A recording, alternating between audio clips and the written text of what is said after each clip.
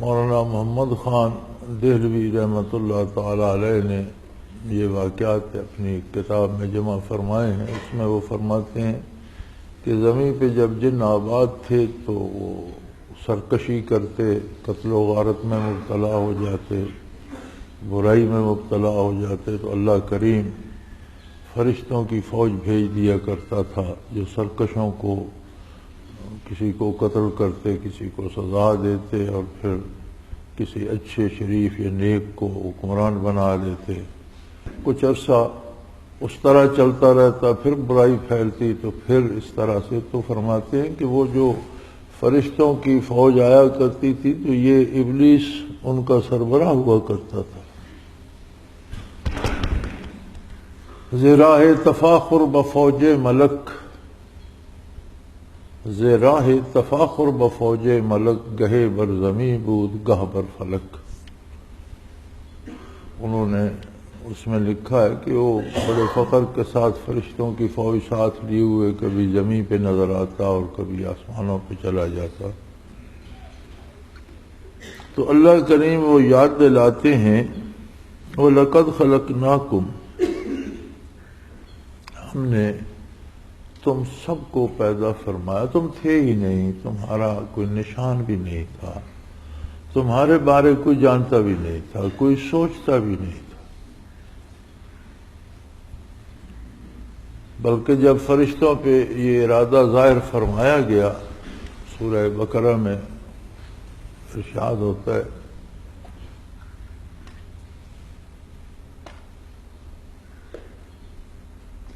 کہ ہم زمین پر اپنا ایک نائب پیدا کرنا چاہتے ہیں، تو انہوں نے کہا یا اللہ، پہلے جو زمین پہ مخلوق ہے، جنات آباد تھے، وہ غلط کار ہیں، قتل و غارت کرتے ہیں، تباہیاں پھیلاتے ہیں، اور مخلوق ہوگی زمینی تو وہ بھی یہی کرے گی، تو آپ کی تسبیح و تحمید کے لیے تو ہم کافی ہیں۔ ارشاد ہوا جو میں جانتا ہوں وہ تم نہیں جانتے۔ اور پھر جب آدم علیہ السلام کو پیدا فرمایا تو فرمایا لوگوں یہ سوچو کہ خلقناکم، ہم نے تمہیں پیدا کیا۔ کسی کو یہ خیال بھی نہیں تھا جب تک اللہ کی طرف سے ارشاد نہیں ہوا کہ میں ایک مخلوق پیدا کرنا چاہتا ہوں، تو پہلے جن تھے، فرشتے تھے، یہ جو اللہ کی مخلوق تھی، وہ یہ سوچ بھی نہیں سکتی تھی کہ انسان ہوگا۔ پھر جب تمہیں پیدا فرمایا ثم صورناکم، ہم نے تمہاری بہترین صورت بنائی، انتہائی خوبصورت، انتہائی متوازن اور بہترین صورت پہ تمہیں تخلیق فرمایا۔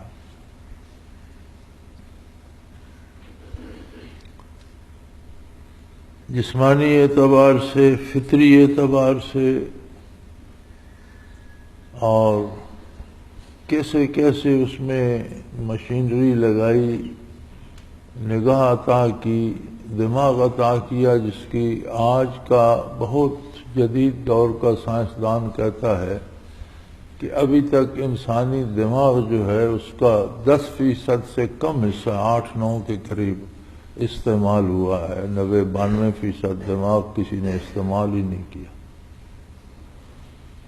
اگر 8-10% میں یہ ساری ایجادات ظہور پذیر ہوئی ہیں تو 100% دماغ استعمال ہو انسانی، تو مادی چیزیں کہاں تک پہنچ جائیں۔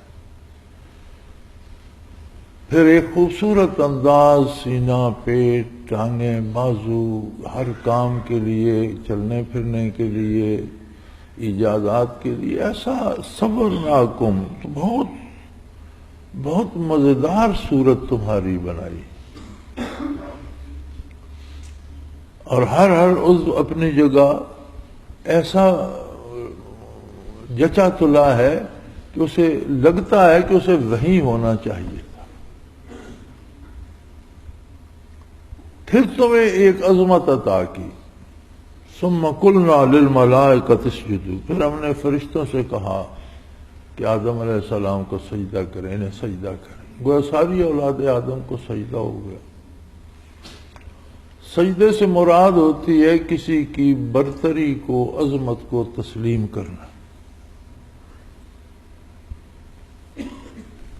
اور اللہ کریم حکم دے رہے ہیں سجدہ کرنے کا، تو یہ سجدہ عبادت نہیں ہے، اسے اصطلاح میں تعظیمی سجدہ کہتے ہیں، کہ کسی کی عظمت کو قبول کرنا۔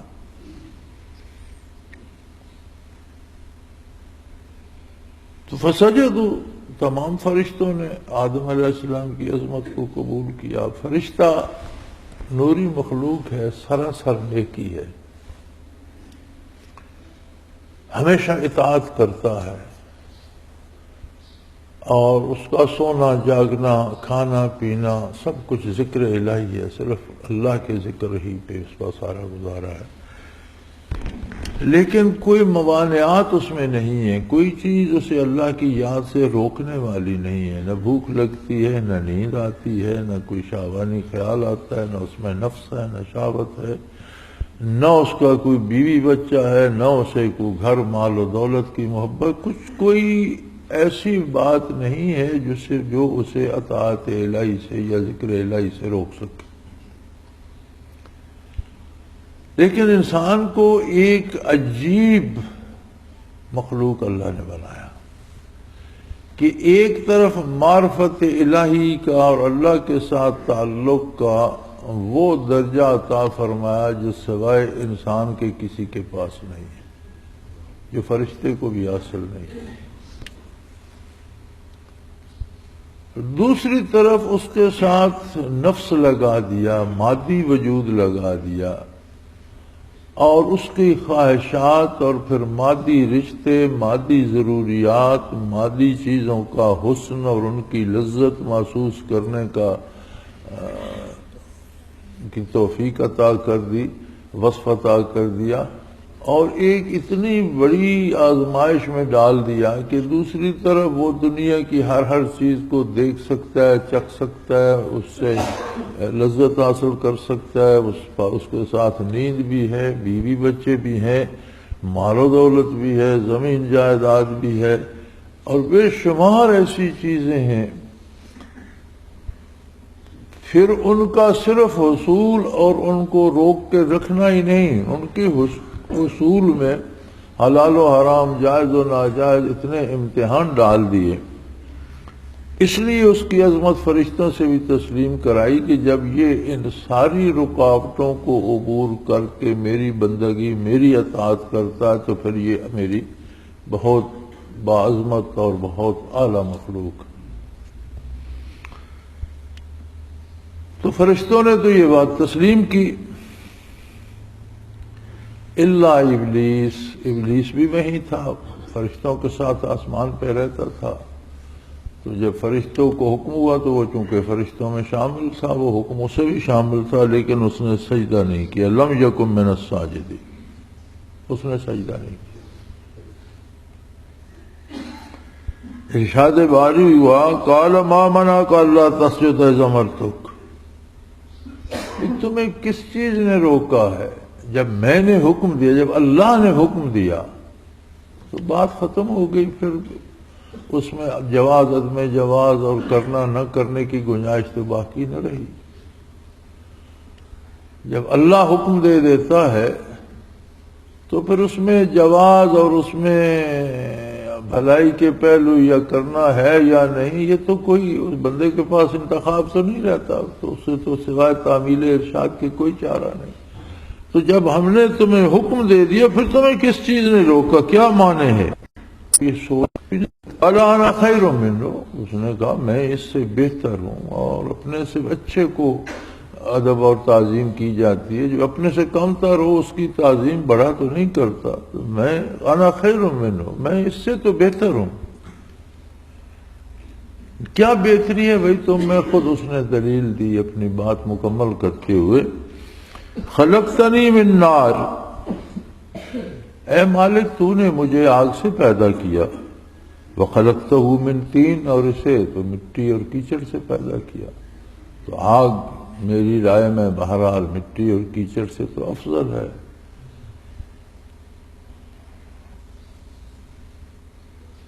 اب یہاں قابل توجہ بات یہ ہے کہ یہ اللہ کے خالق ہونے کا انکار نہیں کر رہا، عظمت الہی کا انکار نہیں کر رہا، کہہ رہا ہے خلقتنی من نار، تو نے مجھے آگ سے پیدا کیا، یعنی اللہ کو اپنا خالق تو مان رہا ہے، اور اس کو مٹی سے پیدا کیا۔ اور یہ کتنی عجیب بات ہے کہ جب تو اپنے آپ کو ایک ادنا سی حیثیت دیتا ہے، یعنی مخلوق کی حیثیت خالق کے مقابلے میں تو نہ ہونے کے برابر ہے۔ وہ پیدا کرنے والا ہے، اگر پیدا نہ کرتا تو اس کا وجود ہی نہ ہوتا، تو کہاں خالق کہاں مخلوق؟ تو خود کو مخلوق ہی مان رہا ہے اور اللہ ہی کی مخلوق مان رہا ہے۔ خلقتنی میں، تو نے مجھے آگ سے پیدا کیا، وخلقتہ من طین، اور اسے مٹی سے پیدا کیا، تو مٹی سے آگ بہتر ہے، یہ اس کی اپنی رائے ہے، لہذا میں اس سے بہتر ہوں۔ یہ بڑی عجیب بات ہے۔ آپ اپنے ماحول میں، اپنے ارد گرد، ہم اپنی ذات کے اندر بھی دیکھیں تو ہم سب یہ کہتے ہیں اللہ خالق ہے، اللہ مالک ہے، اللہ ہر چیز پہ قادر ہے، اللہ حاکم ہے، اسی کی حکومت ہے، وہی مالک الملک ہے۔ لیکن جب ہم کام کرتے ہیں تو ہمارے کتنے کام ہیں جو عظمت الہی کی شہادت دیتے ہیں، اور کتنے ایسے ہیں جو اللہ کی نافرمانی کا سبب بنتے ہیں۔ یعنی صرف کہتے رہنا یا یہ کہنا کہ اللہ بڑا ہے، اللہ خالق ہے، اللہ مالک ہے، کافی نہیں۔ یہ تو شیطان بھی کہہ رہا ہے، اس وقت کہہ رہا ہے جب سجدہ نہیں کیا تب بھی کہہ رہا ہے خلقتنی من نار، تو نے مجھے آگ سے پیدا کیا۔ تو اللہ کے خالق ہونے کا تو انکار وہ نہیں کر رہا، اس کے مالک الملک ہونے کا انکار، اس کے حکم کا انکار کر رہا ہے۔ جو حکم اللہ نے دیا وہ نہیں مان رہا، اس کی ذات کی عظمت کا قائل تو شیطان اس وقت بھی ہے۔ تو ہماری زندگی میں بھی یہ لمحہ آ جاتا ہے کہ جب ہم اللہ کی، جنہیں اللہ سے ایمان نصیب نہیں، ان کی تو بات نہیں، چھوڑے انہیں تو، جو اپنے آپ کو مومن کہتے ہیں، جو امت پیغمبر صلی اللہ علیہ وسلم ہونے کے مدعی ہیں، ہم جو لوگ مسلمان ہیں الحمدللہ، ہماری اپنی عملی زندگی قابل توجہ ہے کہ کیا ہم صرف اللہ کو بڑا، اب دیکھیں نا بدر میں مشرکین مکہ آئے، ایک عرب سردار اور اس کا قبیلہ لڑائی میں بڑا مشہور تھا، ابلیس نے اس کی شکل بنا لی اور بہت سے بندے ساتھ لگا لیے، کوئی سوار کوئی پیادے اسلحہ سمیت، اور ابو جہل وغیرہ سے آ کر ملا اور کہنے لگا انی جار لکم، آج میں تمہارے ساتھ ہوں، دیکھتا ہوں کون تمہارا کچھ بگاڑتا ہے۔ تو ان کے سینے اور پھول گئے۔ لیکن جب بدر میں صف بندی ہوئی اور نبی کریم صلی اللہ علیہ وسلم نے صفیں بنوائیں اور مشرکین اپنی صفیں بنا رہے تھے تو وہ بھاگ کھڑا۔ انہوں نے کہا تم تو اتنے بہادر اور بات کے دھنی ہو اور ہمیں کھڑا کر کے بھاگ رہے ہو۔ اس نے کہا انی ارا ما لا ترون، میں وہ دیکھ رہا ہوں جو تمہیں نظر نہیں آتا۔ ادھر صرف بندوں کی صفیں نہیں بن رہی، فرشتے اتر رہے ہیں۔ انی ارا ما لا ترون، جو میں دیکھ رہا ہوں وہ تمہیں نظر نہیں آتا۔ پھر آگے کہتا ہے انی اخاف اللہ رب العالمین، میں اللہ سے ڈرتا ہوں جو سارے جہانوں کا رب ہے۔ کمال ہے، حد ہو گئی۔ خشیت الہی تو اصل ہے جو چاہیے، اور وہ اس کا اظہار کر رہا ہے، کہہ رہا ہے انی اخاف اللہ رب العالمین، اللہ جہانوں کا رب ہے، میں اس سے ڈرتا ہوں۔ لیکن یہ سارا کہہ کر کیا اس نے عملاً اللہ کی اطاعت کی؟ تو پھر کہنے کا کیا اعتبار ہے؟ ڈرتا ہوتا واقعی تو سجدہ کرتا آدم علیہ السلام کو، ڈرتا ہوتا تو غلطی ہو گئی اس پر معافی مانگتا، یعنی راستہ عملاً اس نے کفر کا اور برائی کا اپنایا ہوا ہے، دعویٰ نیکی کا کرتا ہے. تو اس سے پتہ چلتا ہے کہ دعوے کا اعتبار نہیں، اعتبار عمل کا ہے. ایک بندہ زہر کھا رہا ہے اور کہتا ہے میں مٹھائی کھا رہا ہوں، تو اس کے کہنے کا اعتبار نہیں، زہر اپنا اثر کرے، مر جائے گا. اسے وہ مٹھائی نہیں ہے، وہ ہے زہر ہے. اب اس کا نام بدلنے سے وہ نہیں ہوتا. تو ہم نے معاشرے میں چیزوں کے نام بدل لیے ہیں، برائیوں کو سجا لیا ہے، تہذیب اور کلچر کا نام دے کر ہم نے بے حیائی کو گلے لگا لیا. یہ تہذیب ہے، یہ ہمارا کلچر ہے. اور اب تو حالت بہت عجیب ہو گئی ہے. میں رات ایک مذاکرہ سن رہا تھا طلاق کے موضوع پر، تو کچھ اس میں مرد بھی تھے، یہ جو ہمارے بہت جدید قسم کے علماء اور مفتی بن گئے ہیں، جنہیں نہ عقیدے کا پتہ ہے نہ عملی زندگی ہے، لیکن ہر بات پہ فتویٰ دینے کو تیار ہوتے ہیں. کچھ وہ تھے. اور یہ ٹیلی ویژن والے عموماً ایسے ہی لوگوں کو زیادہ تر بلاتے ہیں. اور کچھ خواتین تھیں. ایک خاتون تھی بال شال کاٹ کے بودی بنائی ہوئی، سر سے ننگی، اور کوئی عمر رسیدہ خاتون تھی لیکن پھر بھی وہ ذوالجناح بنی ہوئی تھی. تو وہ فرما رہی تھی کہ فقہ حنفی جو ہے یہ تو سراسر قرآن کے خلاف ہے.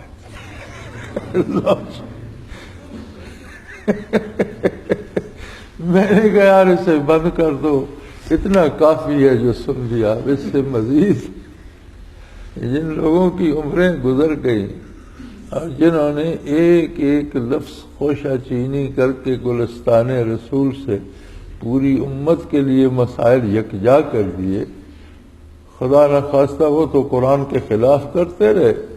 اور یہ جو نام کی مسلمان لیکن عملاً مغرب کی بیٹیاں ہیں اور تہذیب مغرب کی دلدادہ ہیں، اور نہ ان کا پردہ ہے، نہ انہیں حیا ہے، نہ ان کا مطالعہ ہے، وہ فتویٰ دے رہی ہیں کہ یہ فقہ حنفی جو ہے یہ طلاق کے معاملے میں تو قرآن کے خلاف فتوے دیتے. یعنی ہم نے تہذیب اور کلچر کے نام پر بے حیائی اور برائی کو اپنا لیا. اسی طرح نام بدل دیا، منافع اور مارک اپ نام رکھ کے سود کھانا شروع کر دیا. تو یہ کیا عجیب بات ہے. برائی کا نام بدل دو تو وہ نیکی ہو جاتی ہے. تو یہ وہی ہیلے بہانے ہیں ابلیسی. جیسے اس نے اپنی طرف سے یہ فیصلہ کر لیا کہ آگ مٹی سے بہتر ہے، اسے آپ نے مٹی سے پیدا کیا، مجھے آگ مٹی سے بہتر ہے. اس پر کیا دلیل ہے تمہارے پاس؟ کیا پیدا کرنے والے نے بتایا کہ یہ مخلوق بہتر ہے یا یہ بہتر ہے؟ پھر مٹی کیا مٹی ہے اور آگ کیا آگ ہی ہے. آگ تمہاری اصل تو ہے لیکن تم تو ایک اور مخلوق بن گئے ہو. مٹی اصل تو ہے لیکن یہ تو ایک اور مخلوق بن گئی ہے. جو شعور، جو توفیق، جو عقل، جو خرد، جو نعمتیں اسے دی ہیں وہ اور شے ہیں. تو خالی یہ کہتے پھرنا کہ میں اللہ کا نام لیتا ہوں، میں اللہ کی عظمت کا قائل ہوں، میں حضور کی عظمت کا قائل ہوں، اس کے لیے جلسے ہوتے ہیں، جلوس ہوتے ہیں، ریلیاں ہوتی ہیں، اچھی بات ہے. لیکن کیا ہم اس ایک فرد کو، اس ایک وجود کو حضور کی اطاعت پہ کاربند رکھے ہوئے ہیں؟ جب یہ سوال آتا ہے تو پھر مشکل ہو جاتی ہے. بھی آپ پورے ملک کو حضور کا غلام بنانا چاہتے ہیں، پورے ملک کا آئین جو ہے اور دستور قرآن کے مطابق کرنا چاہتے ہیں، لیکن آپ کا اپنا جو 4.5 ہاتھ کا وجود ہے، ہر آدمی کا قد 4.5 ہاتھ ہوتا ہے اس کے اپنے ہاتھ کے حساب سے. کوئی چھوٹا ہے تو اس کا ہاتھ بھی چھوٹا ہوتا ہے، کوئی بڑا ہے تو اس کا ہاتھ بھی بڑا ہوتا ہے. تقریباً لم سم ہر آدمی کا قد 4.5 ہاتھ ہوتا ہے اس کے اپنے ہاتھ کے حساب سے. تو یہ جو 4.5 ہاتھ کا وجود ہے، کیا اس پر اسلام نافذ ہے؟ کیا یہ حلال کھاتا ہے؟ پھر یہ صرف اس کا ظاہری عمل نہیں، اس کے پیچھے اس کا ایک شعور ہے. کیا اس کا شعور بھی مسلمان ہے؟ یہ شعوری طور پر اسلام کو حق نیکی کو نیکی اور گناہ کو گناہ سمجھتا ہے. اور اگر ہم اس 4.5 ہاتھ کے وجود کو سیدھا نہیں کر سکتے تو ہم کیا توقع رکھتے ہیں کہ ملک کو قوم کو سیدھا کر لیں؟ کیسے ممکن ہے؟ یہ تو شیطانی طریقہ ہے کہ کہنا کچھ اور کرنا. اب یہاں دیکھو کہہ رہا ہے خلقتنی من نار، تو نے مجھے آگ سے پیدا کیا. اس ظالم کے بچے پھر جو تیرا خالق ہے اس کی نافرمانی کیوں کر رہا ہے؟ خالق بھی مان رہا ہے، عملاً نافرمانی کر رہا ہے. ارشاد ہوا قال فاہبط منہا، یہاں سے دفع ہو جاؤ. وہاں تو چومو چرا کی گنجائش نہیں ہے. اللہ کسی کا محتاج نہیں ہے کہ اس سے مذاکرات کرے اور کچھ لو اور کچھ دو کی بات ہو. نہیں، وہ حاکم مطلق ہے، باقی سب مخلوق ہے. پھر اللہ جو حکم دیتا ہے اس میں کمی بیشی کی گنجائش نہیں ہوتی. وہ انسانی قانونوں کے طرح نہیں ہوتا کہ اسمبلی نے قانون بنایا پھر وہی اسمبلی اس پر بیٹھ کے یار اس میں تو یہ غلطی ہو گئی، یہ ترمیم کرو. یہ ہمیشہ ہوتا ہے، انسان کی بنائی ہوئی چیزوں میں قصور رہ جاتا ہے، کمی رہ جاتی ہے، غلطی رہ جاتی ہے. اللہ جل شانہ جو حکم دیتا ہے وہ بہر حال اس میں کسی طرح کی کوئی ہر صورت پورا ہوتا ہے. تو سیدھا سادہ حکم آیا کہ یہاں سے نکل جاؤ، فاہبط منہا.